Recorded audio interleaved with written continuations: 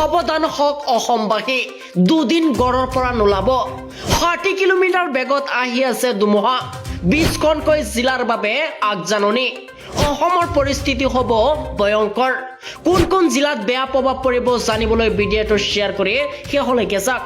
আপুনি ঠিকে শুনিবলৈ পাইছে, দিনতে আন্ধাৰ হৈ পৰিছে গুৱাহাটী মহানগৰ, লগতে ৰাজ্যৰ কেইখন জিলাক লৈ সতৰ্কবাণী।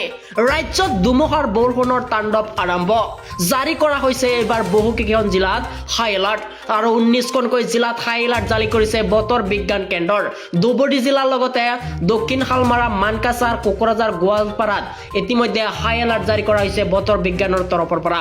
আৰু চিৰাং, পশ্চিম কাৰ্বি আংলং, নগাঁও, হোজাই হ'ব ধাৰাসাৰ বৰষুণ। আৰু কৰিমগঞ্জ, হাইলাকান্দি, কাছাৰ, ডিমা হাছাও, কাৰ্বি আংলঙত জাৰি কৰা হৈছে এইবাৰ হাই এলাৰ্ট। হাই এলাৰ্ট জাৰি কৰাৰ পিছতে গোলাঘাট, শিৱসাগৰ, চৰাইদেউত জাৰি কৰা হৈছে হাই এলাৰ্ট। ডিব্ৰুগড়, তিনিচুকীয়া, ধেমাজিতো জাৰি কৰা হৈছে এইবাৰ হাই এলাৰ্ট। বতৰ বিজ্ঞান কেন্দ্ৰৰ এক গুৰুত্বপূৰ্ণ নিৰ্দেশনা, দিনতে অন্ধকাৰ হৈ পৰিছে এইবাৰ গুৱাহাটী। ৰাজ্যত ধুমুহা বৰষুণৰ তাণ্ডৱ আৰম্ভ হৈছে, সেইবাবে জাৰি কৰা হৈছে বহুকেইখন জিলাত হাই এলাৰ্ট।